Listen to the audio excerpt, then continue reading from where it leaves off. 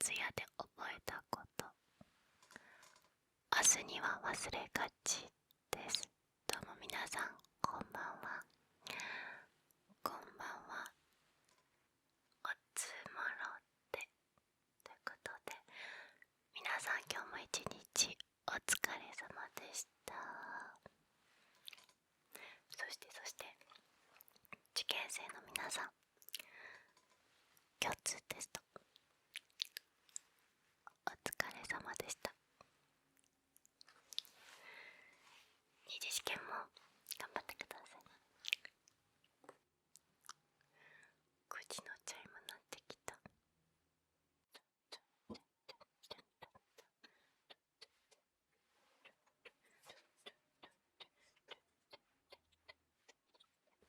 今日はですね、共通試験の数学 1A を解いていきたいと思います。私は過去の動画で国語の現代文とか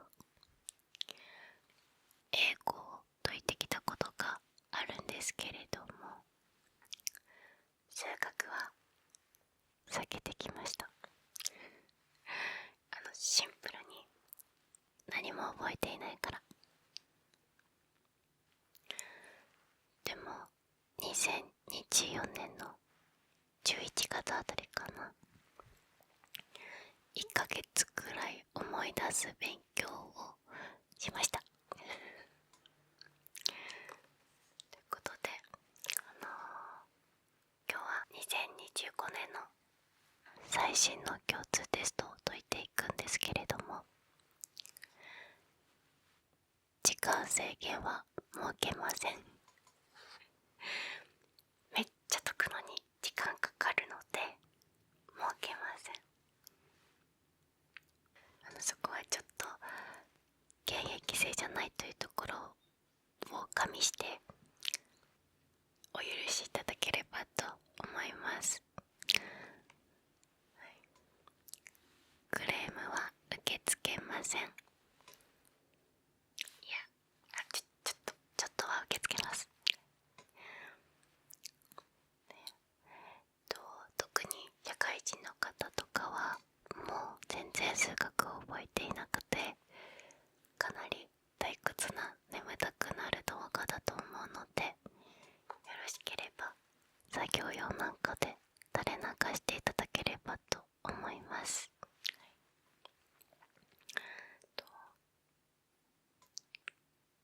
受験生の方へのおつもろという感情と、二次試験も頑張ってねという感情を込めてこの動画を作っていきたいと思います。それでは2025年共通テスト数学 1A を解いていきたいと思います。頑張ろう。それでは数学 1A を第1問から解いていきたいと思います。AB を実数とする X についての方程式 ① を考えます。A=1とする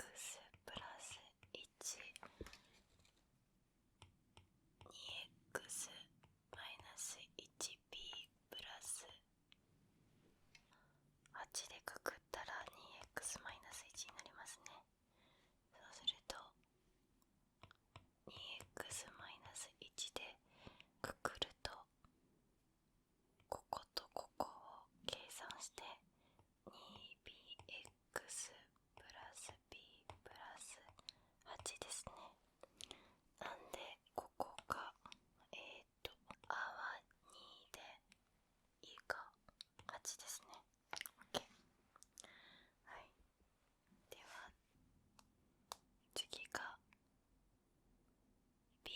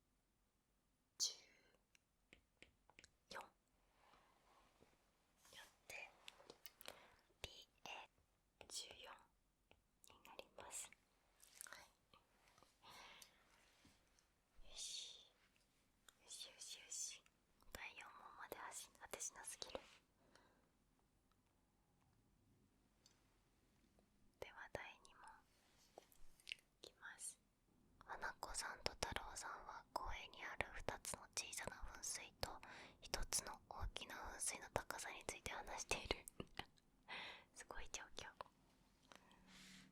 高さ何メートルなんだろう。放物線として考えよう。すごい天才的ですよね。花子さんと太郎さんは噴水の高さについて次のように考えることにした。3つとも放物線を描く。出る位置は水平。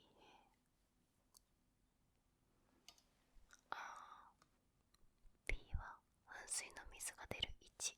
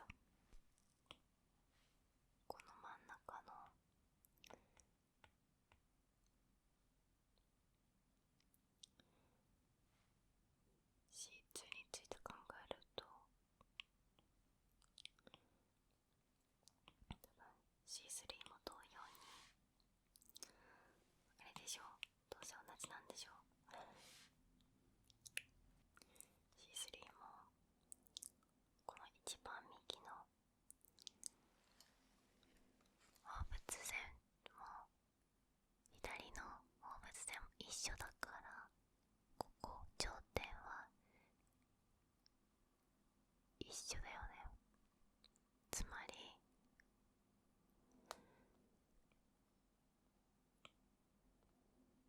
大きな分水はマイナス1、5分の9と1、5分の9を通る。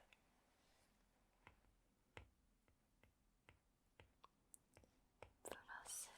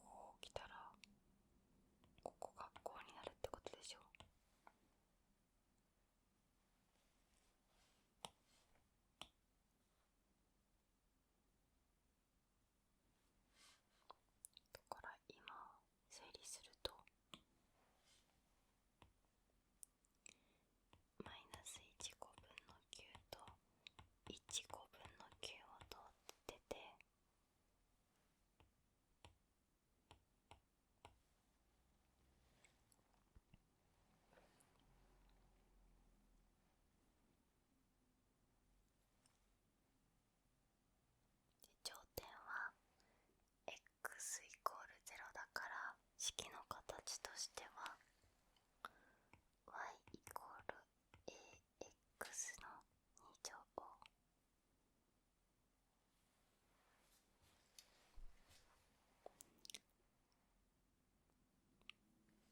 ちょっと待って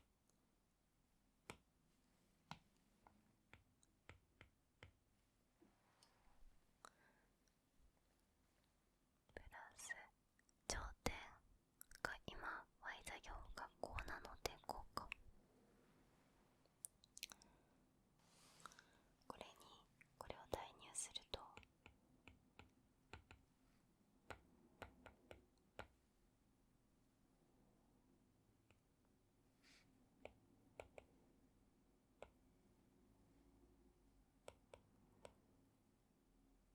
16か。よって今式の形が y イコールマイナス5分の 16x の2乗プラス5でしょ。で分数が出る位置は y イコール0だから y イコール0の時これは5分の 16x の2乗イコール 5x の2乗が16分の x イコールプラマイ4分の5でしょ。ってなったらビーツは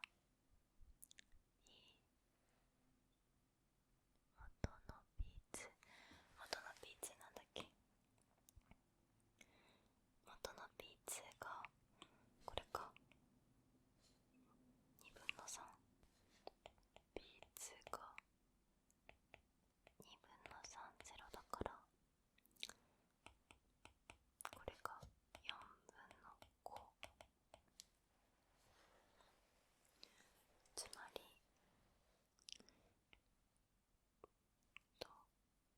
B1 の方に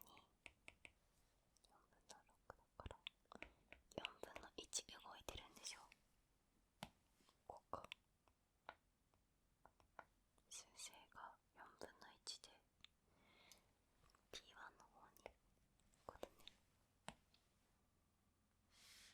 続きましてデータの問題。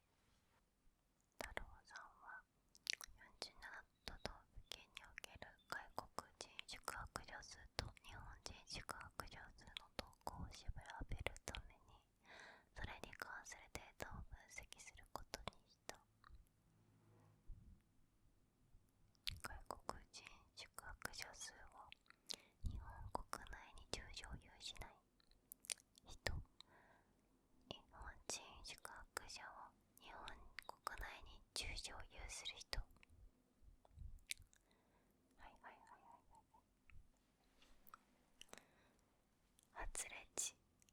発令値がこの値、後から関係してきそうですね。渋い範囲だからさ、これあれだよね。47都道府県あるから147中央値が24。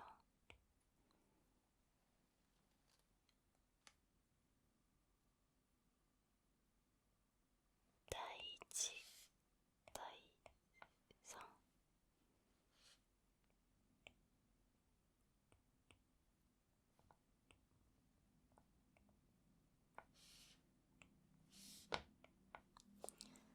第1四分位数が12番目、第3四分位数は36番目っていうことだね。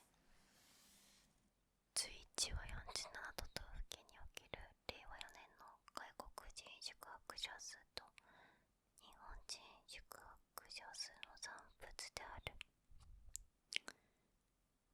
傾き中の直線。なるほどね。令和4年について外国人宿泊者数外国人宿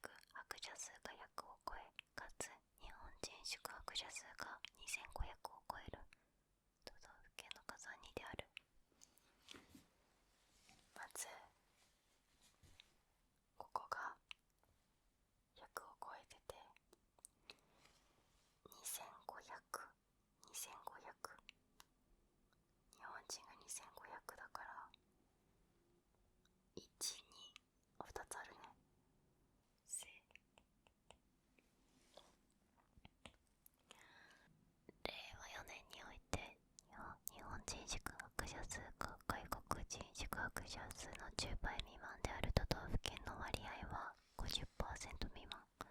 この線より下にある点が 50% 未満は、そうだね。ということで、タはゼロかな。合ってんのかな、ちょっとわかんないけど。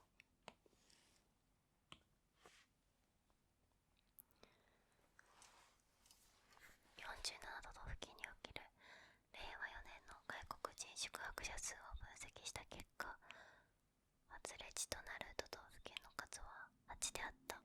一方、表1は47都道府県における令和4年の日本人宿泊者数を値の小さい順に並べ、その順に B1 から B47 としたものである。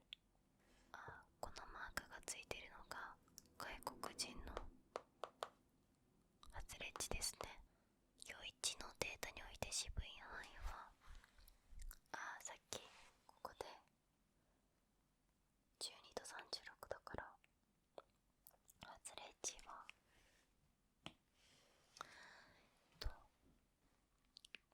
ここの数字とここの数字だから、125-1-351は900。渋い範囲は900なので-4か。両方で外れ値となる都道府県の数でしょう。外国人の外れ値の値のマークは上の方にしかないので、これですね。この下の方の式で外れ値を求めていきます。外れ値は第3子倍数1251たす 1.5 かける範囲だから900は1251たす900は45130だから2601か。より大きいところが外れ値なので、ここよりも下123つですね。3つです。はい。で、外国人宿泊者数と日本人宿泊者数を足し合わせた数が Z ですね。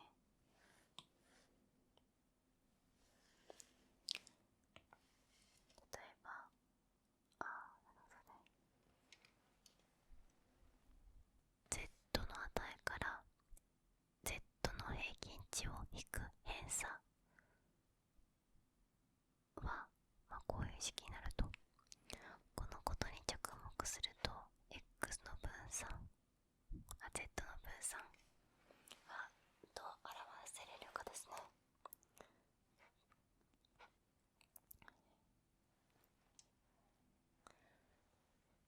これもあれですよね。分散が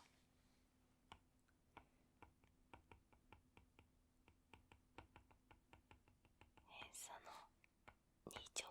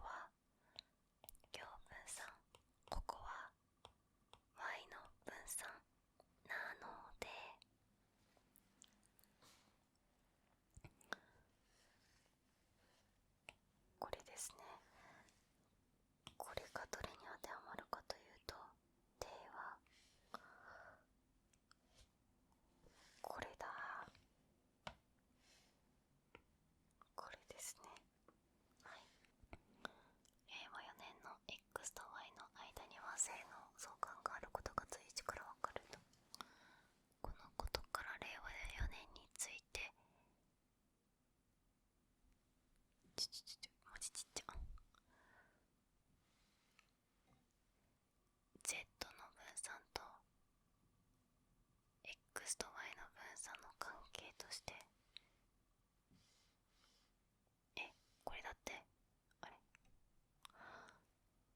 Z の分散は X と Y の分散を足し合わせたものにさらに強分散を足し合わせているので、これはこれですね。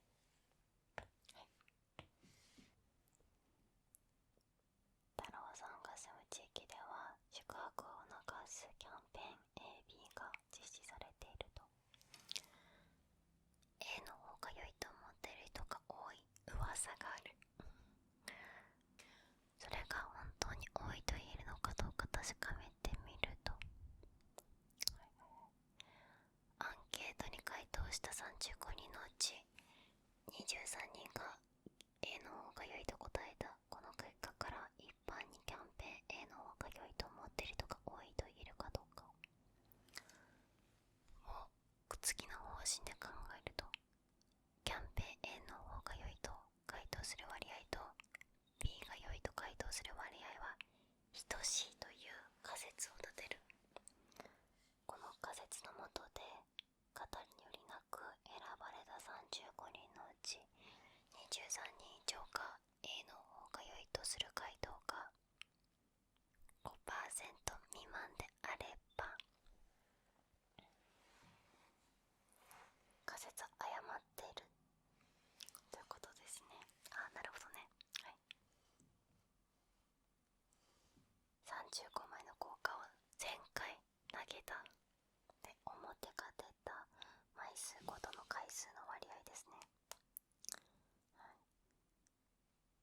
35枚の効果の1、ここです。23がここでしょ。23がここなので23枚以上が表となった割合は 2.4 足す 0.9 足す 0.5 足す 0.4 足す 0.1 は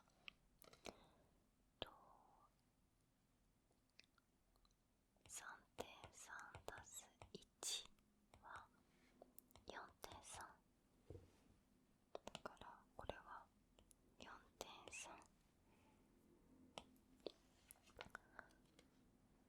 つまり方針に従うとこれは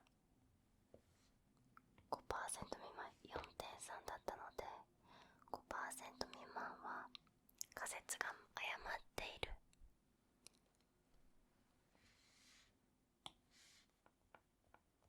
等しい A と B の割合が等しいという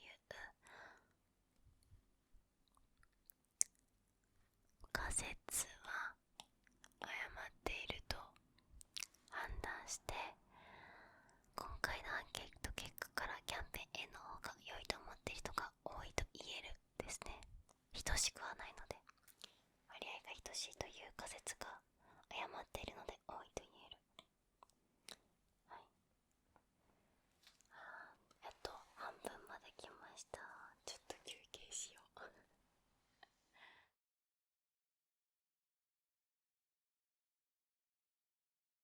はい、ここからですね、第3問目をやっていきたいと思います。かなり時間がかかっているので後半はサクサク進んでいきたいと思います。6点 ABCDEF を頂点として三角形 ABC と DF および四角形3つを面とするコメンタイがあります。ただし AD と BE は平行でない。はい、OK。 三直線 AD と BECF は一直線で交わる。こんな感じか。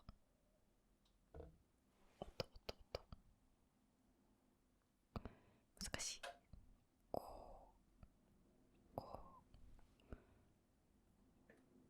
うで AD と BE は平面 ABED 上にあって平行でないので一点で交わる。 B、 これが B とで点 B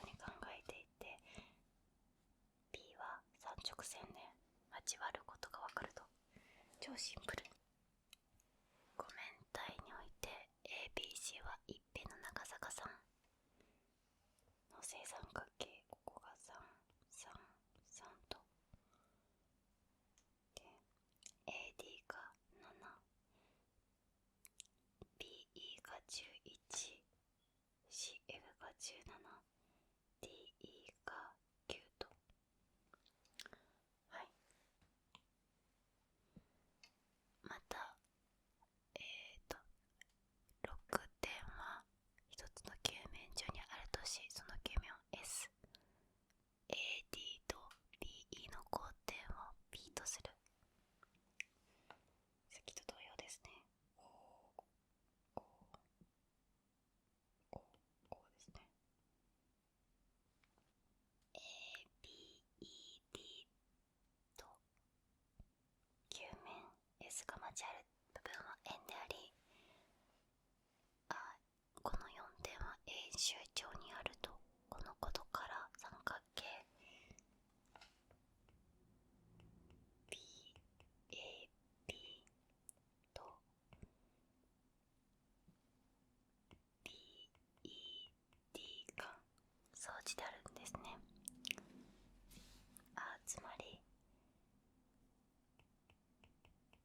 AB と ED が相似なので、これが3対9、1対3だ。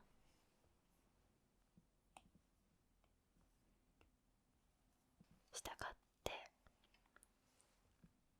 3、3、BA、BA、BA、BA イコール BB プラス BB プラスBA と BE が相似なので BB プラス BBE だから、ここは11ですね。11。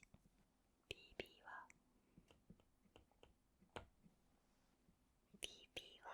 BD と相似だから BA プラス BAD で、ここは7ですね。よって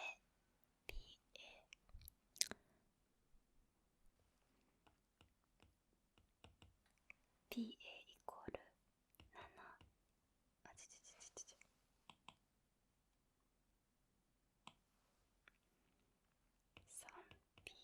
3BB-7 でしょ。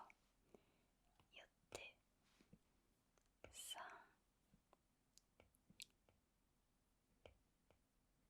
3BB-7 イコール BB 足す11。これを計算する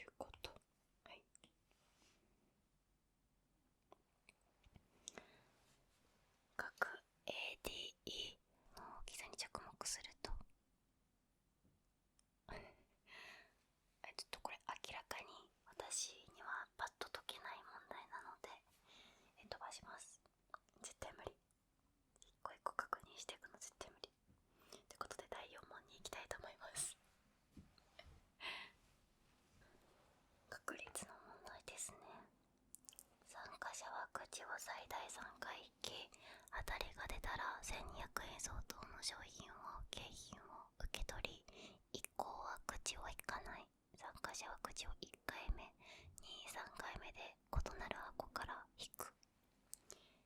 1回目のくじで当たりが出なかった場合は2回目、2回目のくじでも当たりが出なかった場合は3回目を引くと、1回目に当たりが出る確率は16分の3、1回目に当たらず2回目に当たるのが8分の1、1、2回とも当たらず3回目に出るのが16分の1。ゲームの参加料については2種類の支払い方法を考えていて、参加料に関する設定の妥当性について考えているらしいです。1回目または2回目に当たりが出る確率は、これはまたはなので普通に足し算ですね。16分の3足す8分の1は16分の3足す2よって16分の5。1回目または2回目に当たりが出る確率は、1回目2回目ともに当たりが出ないなので、1引く16分の5は16分、あれここ16分の11ですね。1回も当たりが出ない確率は、ここに1回目または1回目または2回目または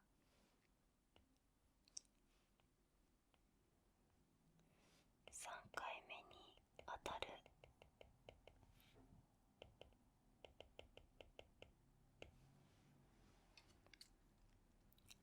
確率は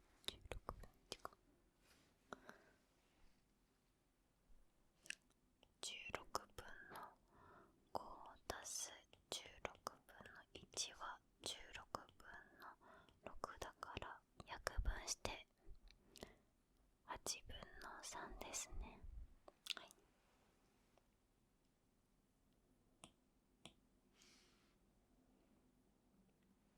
以下では主催者が参加者に対して負担する金額を X 円とする、すなわち参加者がゲームで景品を受け取るとき X イコール1200、景品を受け取らないときは X イコール0ですね。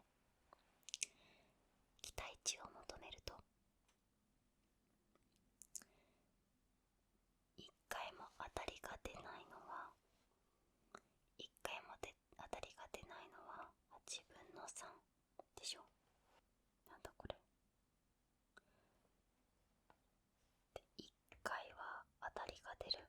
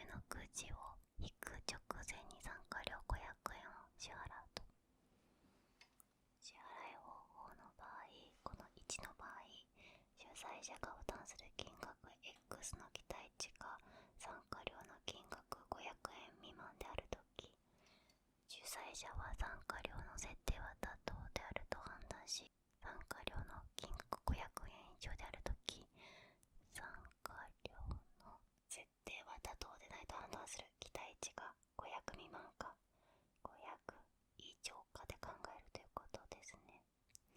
小差しは450円は参加料金額500円の未満だね。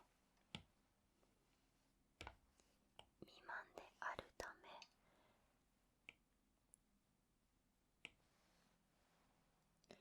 設定料は妥当であると。 A を正の整数とする。支払い方法2つ目、参加者は1回目2回目3回目のくじを引く直前にそれぞれ料金 A 円を支払う。この料金をくじ引き料と言い、当たりが出た後はくじを引かないためくじ引き料を支払わないことになる。支払い方法2でゲームを通して参加者が支払うくじ引き料の合計を参加料として Y 円と表す。 A イコール170ですね。1回だけ引くときは170、2回目引くときは340、3回目を引くときは510円かかるですね。数量 Y の期待値を求めていきましょう。1回目に当たる確率が16分の3、16分の3、次が8分の1ってかあ、違う、これ3回目に当たる確率だから、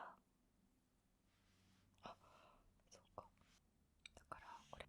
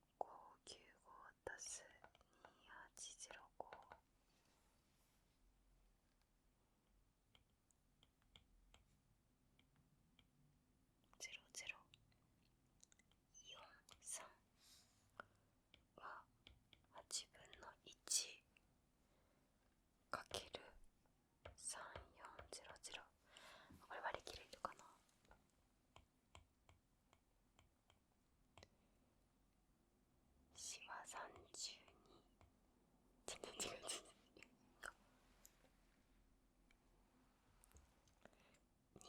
の286、4の5は40、やった、割り切れた。425だ。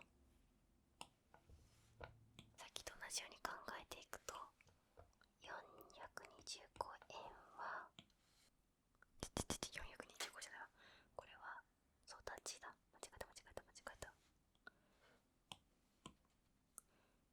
これは1個前の450か。 X の期待値が450で425を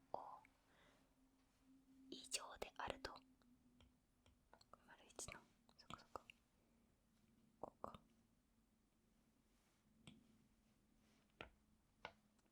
したがってくじ引き料170という設定は妥当ではないですね。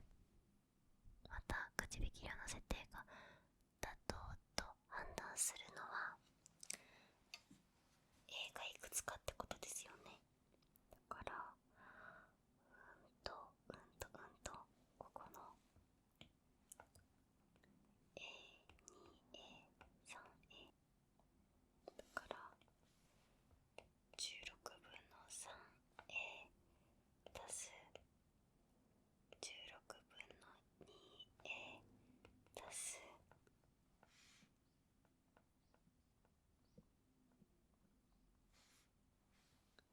16分の11、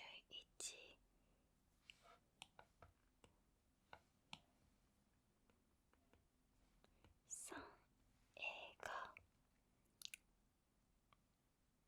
これが